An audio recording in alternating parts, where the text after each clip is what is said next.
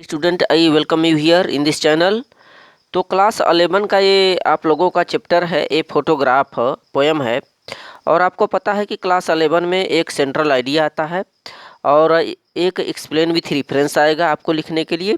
इसके साथ ही साथ जो प्रोज सेक्शन है उसमें से शॉर्ट क्वेश्चन से 2 दिए जाएंगे और संभवतः एक लॉन्ग क्वेश्चन दिया जाएगा और कुछ फिलिंग द ब्लैंक्स रहेंगे। इसके बाद ग्रामर के क्वेश्चन रहेंगे।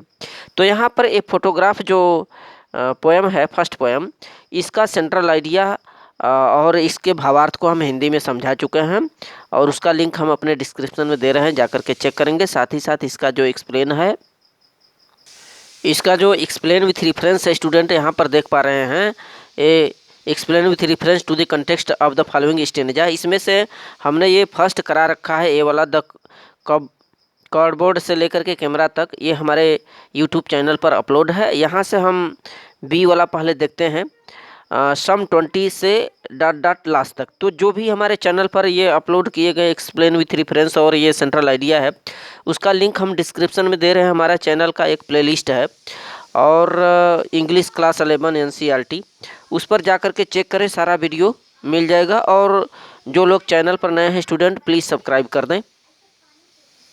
सो स्टूडेंट, ये पोएम आप देख पा रहे हैं, some 20-30 years later she loved at the snapshot she बेटी सी डॉली। तो जो पोइटिस हैं सर्ली टुल्सन जी, उनकी जो मदर थी किस प्रकार से खेला करती थी, वो फोटो देख करके वो बता रही थी। करीबन 20-30 साल बाद जो थी वह किस प्रकार से फ़ोटो को देख करके हंसती थी अपनी सहेलियों के साथ, जो उनकी साथियों का नाम था बेटी और डॉली। उसको देख करके उसका जो आथर हैं, जो पोइटिस हैं, वो जिक्र की हुई हैं। यहाँ पर ये डिस्कशन कर रही हैं कि किस प्रकार से वे बंदरगाहों पर जाती थी और समुद्र के तटों पर खेला करती थी अपने साथियों के साथ, और जो हॉलीडे होते थे किस प्रकार से व्यतीत करती थी। और लेकिन आज सब उनके हाथ निराशा ही निराशा लगता है। दोनों की क्षति है। एक तो मैं अपनी माँ को, उनकी हंसी को नहीं यहाँ पर अब देख पाऊँगी या सुन पाऊँगी, और दूसरी बात मेरी मदर जो उनकी सहेलियाँ थी उनसे नहीं मिल पाएगी। तो आइए इसके एक्सप्लेन विथ रेफरेंस को चेक करें। तो सबसे पहले स्टूडेंट रेफरेंस लिखेंगे, these lines have been taken from the poem a photograph composed by Shirley Toulson. तो ये जो पोएम है सर्ली टुल्सन के द्वारा लिखी गई है और फोटोग्राफ नामक शीर्षक है इस पोएम का। अब आइए इसमें कंटेक्स्ट प्रसंग में देखिएगा किस चीज़ के बारे में जिक्र की हुई है। In these lines the poetess describes about her mother's memory of the past with the friends. तो यहाँ पर इन पंक्तियों में जो कवित्री हैं वो अपनी मदर की मेमोरी के बारे में, उनकी स्मृतियों के बारे में, जो गत दिनों में अपने दोस्तों के साथ व्यतीत करती थी, उनकी स्मृतियों का इसमें जिक्र किया हुआ है। एक्सप्लेनेशन में चेक करेंगे। देखें, the poetess says that after 20-30 years, कवित्री कहती है कि 20-30 साल बाद हर मदर को would laugh at the photograph. उनकी जो मदर थी जब फोटो को देखती थी, तस्वीर को देखा करती थी, तो हंसा करती थी। The poetess mother said how they dressed for the beach in past age. और जो कवित्री है उनकी मदर, वो बोला करती थी, कहा करती थी कि किस प्रकार से वो कैसे कैसे कपड़े पहन करके जाया करते थे उन बंदरगाहों पर, समुद्र के तटों पर गत दिनों में। The poetess says that the beach holiday was past memory for her mother, while for her love was past memory for the poet's.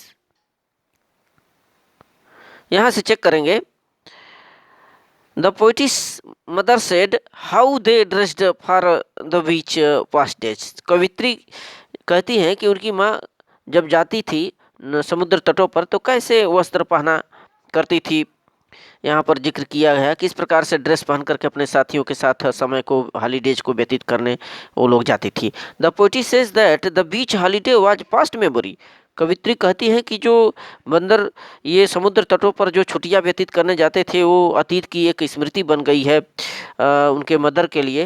While for her laugh, जबकि कवित्री के लिए उनके मदर की जो हंसी हुआ करती थी वह past memory for the poetess. कवित्री के लिए वह अतीत की बात बन गई है, कल बीते हुए समय की ये बात बन गई है। कवित्री अपने लिए बोल रही हैं। It was loss for both. तो यहाँ पर इस पोयम में दर्शाया गया है कि दोनों के लिए एक क्षति के समान था, एक तरह से क्षति लॉस जैसी बात थी। एक तो मेरी मदर और हमारे लिए, मेरे लिए ये कि मैं अपने मदर के लाभ को अब नहीं सुन सकती, और मेरी मदर के लिए ये कि अपने साथियों के साथ अब ये पुराने समय की याद ही केवल बाकी है, और अपने साथियों के साथ अब तो समय व्यतीत नहीं कर सकती चूँकि अतीत का समय व्यतीत हो चुका है। तो ये दोनों की जो एक तरह की क्षति कह लें, जिसकी भरपाई हो पाना बड़ी ही असंभव होगा। तो इसको नोट कर लेंगे स्टूडेंट, काफ़ी इंपॉर्टेंट ये भी है। So thank you.